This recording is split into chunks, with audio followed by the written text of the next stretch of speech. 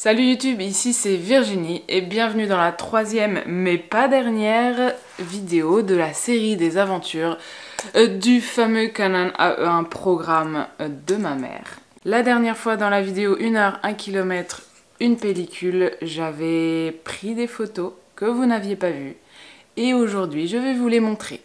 Mais dans un premier temps, je vais vous faire une petite présentation de l'appareil. Donc pourquoi? Simplement parce que quand moi-même j'ai voulu connaître toutes les fonctionnalités de cet appareil, j'ai regardé sur YouTube et tout ce que j'ai trouvé sur le Canon AE1 programme, et ben c'est des vidéos en anglais. Donc moi ça me dérange pas, mais je me suis dit peut-être qu'il y en a qui sont pas vraiment à l'aise avec l'anglais et qui auraient aimé qu'il y ait une vidéo en français. Donc voilà, je la fais. Donc je suis pas experte, mais je vais essayer de vous montrer tout ce que j'ai appris en regardant ces vidéos, donc toutes les fonctionnalités de l'appareil qui peuvent nous être utiles pour prendre des photos. Et donc première partie, explication de l'appareil, comment ça marche. Et deuxième partie, les résultats des photos que j'avais prises avec la Delta 100 lors de mon shooting à l'extérieur pendant le confinement, que j'avais fait avec autorisation, attention. Et avec lesquels d'ailleurs j'avais tout pris en mode manuel, puisque j'avais pas encore regardé comment ça fonctionnait. Voilà, donc c'est parti. Ok, alors pour commencer, donc pour information, le AE de AE1 programme, ça veut dire Auto Exposure, ce qui veut dire en français exposition automatique. C'est donc un appareil qui a une priorité vitesse, ce qui veut dire qu'on règle d'abord la vitesse à laquelle on veut prendre la photo et ensuite l'appareil, en regardant là-dedans, va nous indiquer quelle valeur d'ouverture on va devoir régler sur la bague de l'objectif. Comme vous pouvez le voir ici, donc ça c'est les vitesses, on a le mode programme ici. On a ici le 1000 pour dire 1 millième de seconde. Ensuite, on descend jusqu'à 1/4 de seconde, 1 demi-seconde, 1 seconde, 2 secondes et le mode B qui veut dire que tant qu'on appuie sur le déclencheur et qu'on ne relève pas le doigt, le diaphragme va rester ouvert pour prendre la photo. Donc ici, j'ai un objectif 50 mm qui ouvre à 1.8.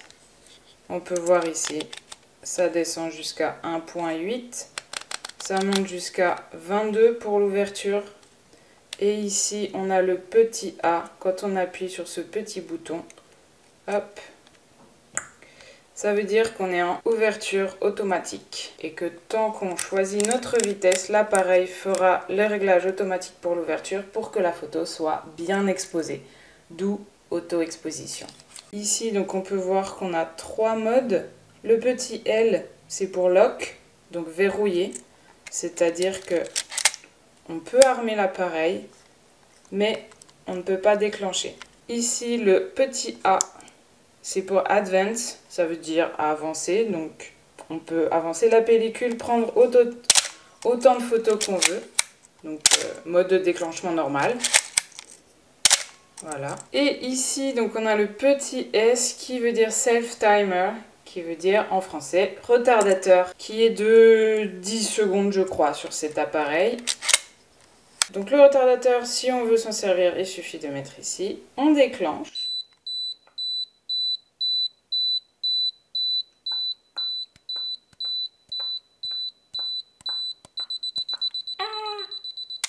Et voilà. Petite astuce, si on s'est trompé, qu'on a déclenché, mais qu'on n'est pas prêt, on peut aussi stopper le retardateur en cours de bip. Comment? Facile. Soit en appuyant ici, qui est aussi le bouton pour tester la pile. Si la pile est encore en état de marche, ça bip. Donc imaginons, on a déclenché mais on n'est pas prêt. Hop, j'appuie, ça arrête tout. Autre astuce, si on s'est trompé, qu'est-ce qu'on peut faire d'autre? Hop, on décale et ça arrête tout. Formidable. Ici, on a la molette. Si on la lève, on va ouvrir le dos de l'appareil. Donc la pellicule va ici. On l'enclenche ici. On s'assure que les petits trous vont bien dans les petits crans. On avance le film et on peut refermer. On va virer ça parce que ça nous gêne. Voilà. Ici, donc, on a notre nombre de poses. Ici, on est sur S parce qu'on vient d'ouvrir le dos de l'appareil. Si on avance, 0, encore 0. Ici, on est 1, ça veut dire que la pellicule est prête à prendre des photos. Et c'est parti, jusqu'à 36 ou 24, selon le nombre de poses de l'appareil. Ici, donc, on a le réglage des ISO, qu'on appelle aussi ASA. C'est la même chose. Donc, en gros, pour une pellicule, ici, delta 100, 100% ASA, on va régler sur 100. Donc, simplement, on appuie sur ce petit bouton. Et en même temps, on a ici la petite molette qui va faire tourner le bazar. Hop, 100. On est bon. Si on regarde le devant de l'appareil, donc ici, on a un petit truc un peu bizarre. Qu'est-ce que c'est? Si je le pousse... Ah, parce que je suis sur auto. Hop. Si on le pousse, il se bloque. Et qu'est-ce qu'on va voir dedans? On va voir à quoi ressemble notre photo en fonction de l'ouverture qu'on a choisie. Donc si je choisis une ouverture à 1,8, en gros le diaphragme est ouvert en grand. Et on voit, si on bouge l'ouverture, ça ferme ou ça ouvre le diaphragme. Ça va nous donner un aperçu de à quoi ressemblera notre photo. Et si j'enlève la petite molette, ça s'est rouvert. On voit ouvert, fermé, ouvert, fermé. Ici on a deux boutons. À quoi ça sert? Bonne question. Donc celui du bas, il fait exactement la même chose quand on appuie dessus que si on appuie à moitié sur le déclencheur. Ça nous indique à l'intérieur de l'écran l'ouverture qu'on doit avoir quand on prend la photo. Tout simplement. Si on appuie sur le deuxième bouton, celui du haut, ça fait la même chose, mais si on bouge d'une zone sombre à une zone claire, en appuyant ce bouton, ça nous bloque l'ouverture à laquelle l'appareil va déclencher. Imaginons, je vise une lumière, j'appuie sur ce bouton, il m'indique il faut shooter à ouverture 11 par exemple. Je reste appuyé, je me décale, je vise une zone sombre, ça va rester sur 11. Si je lâche le bouton, ça va peut-être et probablement m'indiquer une ouverture plus faible. Quoi d'autre? Donc sur l'objectif, ça c'est pour faire la mise au point. Ici, on a le petit réceptacle pour la pile. Ah oui, pour le mode programme. Donc si on se met sur programme ici et ici sur A, hop, on est en tout automatique, c'est-à-dire que l'appareil va calculer lui-même la vitesse et l'exposition, enfin l'ouverture. Donc on a en fait entre les mains comme un appareil compact point and shoot qu'on appelle ça. Et tout est plus facile, mais on a moins de maîtrise. Mais voilà, c'est un choix. Si on débute, c'est une bonne façon de prendre des photos sans se soucier des réglages. Ensuite, dessous, on a ici le petit bouton. Si on appuie, on va pouvoir rembobiner la pellicule. Pouf!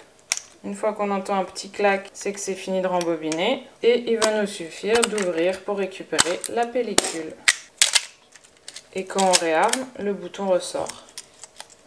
Là, c'est pour mettre le trépied. Ici, c'est le branchement. Et ici, les points de contact pour si on veut mettre un boîtier dessous pour avancer automatiquement la pellicule quand on prend des photos. Pas besoin de réarmer entre chaque vue. Et voilà, c'est à peu près tout. Pour enlever l'objectif, il nous faut appuyer sur cette petite bague. Et on tourne.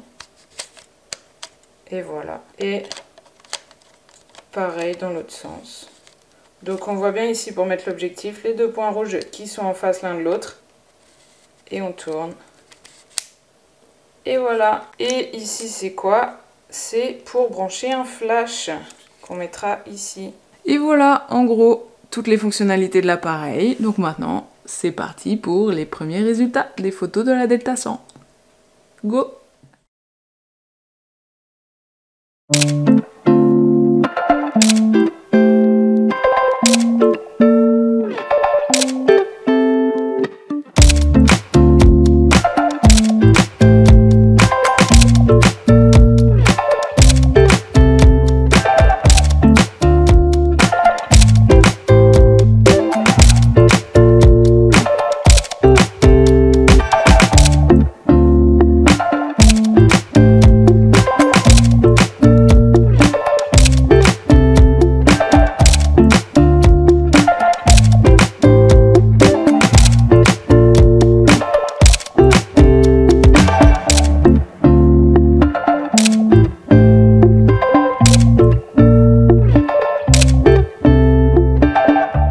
Et voilà, cette vidéo est terminée. Si vous venez d'acheter ou de récupérer un Canon AE1 programme ou même Canon AE1, j'espère que ça vous aura été utile, que vous avez appris des choses, peut-être, on sait jamais.